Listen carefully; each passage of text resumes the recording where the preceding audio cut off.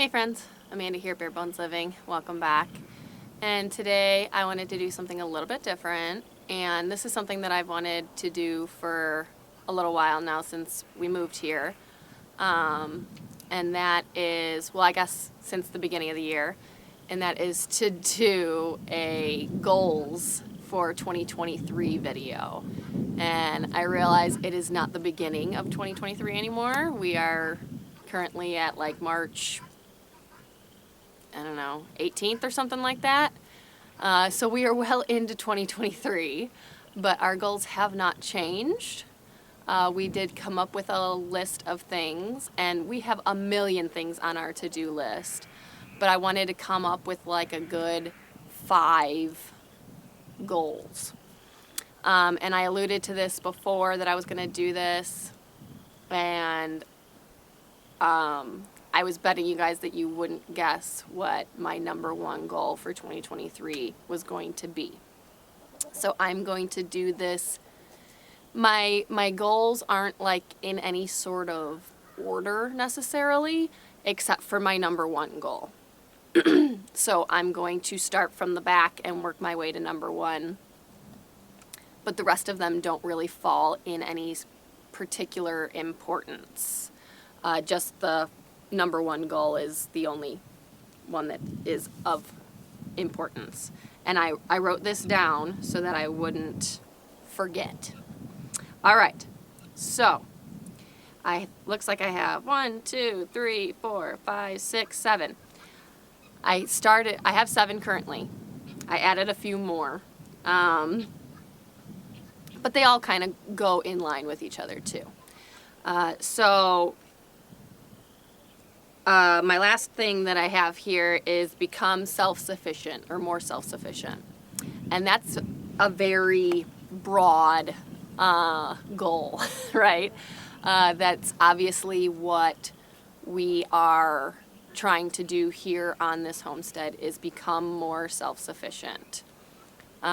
So I suppose I shouldn't really start with that one because I kind of feel like that's all the other goals kind of go along with that.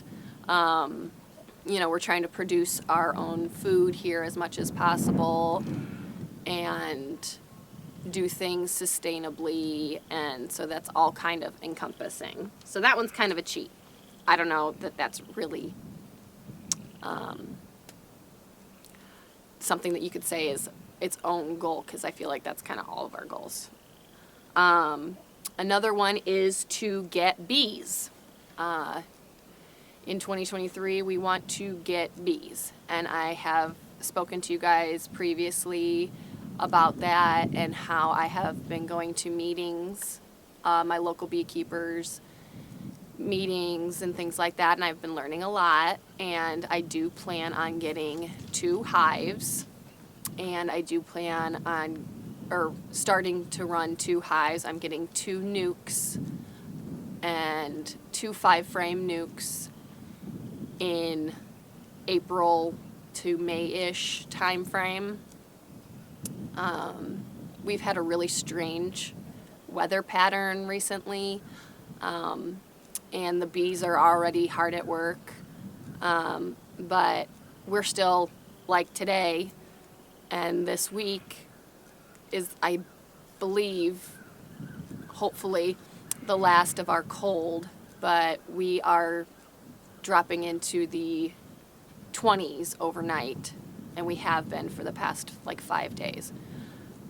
And I think we have 2 more nights in the 20s, and I think then we're out of the freezing time frame, or freezing temperatures.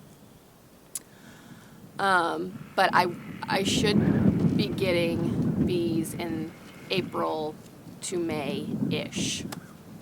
How successful we will be, only time will tell, but getting bees, learning how to take care of our bees, and all that encompasses, because bees are very, there's a lot to bees, and speaking with the bee people, people that are very educated in bees, they're like, you're never going to learn everything. But that's a goal, is to start our bee operation this year. Another thing that we want to do, another goal that we have, is to raise our Thanksgiving turkey. So we are looking at getting a, because you can buy like the broad-breasted turkeys, which are kind of like the Cornish cross of the turkey world. They are the fast-growing production turkeys. And then there are like the heritage turkeys, like the blue slate and the bourbon reds and, things along those lines. And so we are looking into what breeds we might want. I think we're leaning towards bourbon reds. We may still get a couple of broad-breasted turkeys specifically for this year, because the broad-breasted, I think we could get a couple broad-breasted and they would be ready to process by Thanksgiving. But I think it would be very awesome to have our own homegrown turkey for Thanksgiving. So that is my goal, is to raise our Thanksgiving turkey. Our next goal is to better our deer hunting. I think I've mentioned before that Mike is a hunter, or he is getting better at his hunting. He's only been hunting for a couple of years, and he did hunt this past season and he was not successful, although we were brand new. We moved here in October, and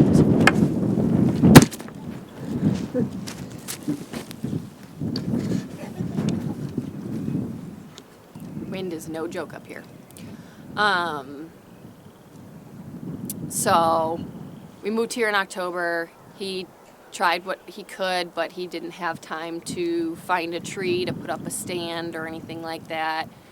So he did what he could, and this year we're being more purposeful in our deer hunting. He is actually currently, I don't know if you can hear him in the background, he is clearing a path through our front woods, and that's where he plans on hunting this next season. Last season he hunted in the woods by our pond a little bit, and then he tried to hunt up there a little bit, but it's so thick up there that he is using this winter with no leaves on the trees so that he can see his way through, and he's going to clear a path. And we got a salt lick, and we're going to also plant a deer crop for them. Those are just a couple of things that we have talked about. But currently he is out there clearing a path that we can actually walk through that area. He's going to try to identify a tree that he could put up a stand in. But we have tons of deer here, and we would like to be successful this year at harvesting our own deer. So we are going to be doing those things, putting out the salt lick or the mineral lick, also to deter them from coming to my garden and my orchard and things like that.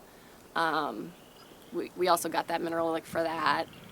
But we are going to be doing more purposeful things in order to be more successful in our deer hunting. So our goal for this year is to harvest deer, multiple, hopefully, to provide for our family. Another goal is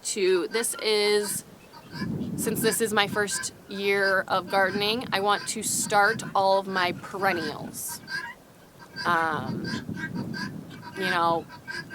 There are no established gardens on this property. I've mentioned that before.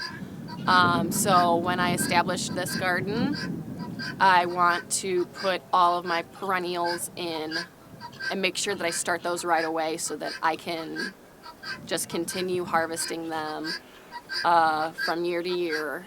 And the sooner you get those things in, the sooner you can get the benefits of them and things like that, you know.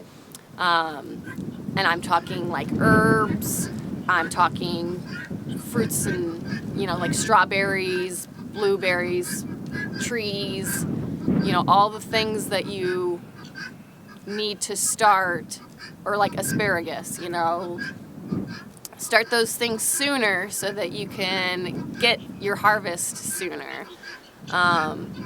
So I'm really focusing on getting my herbs, trees, other perennial things established right away.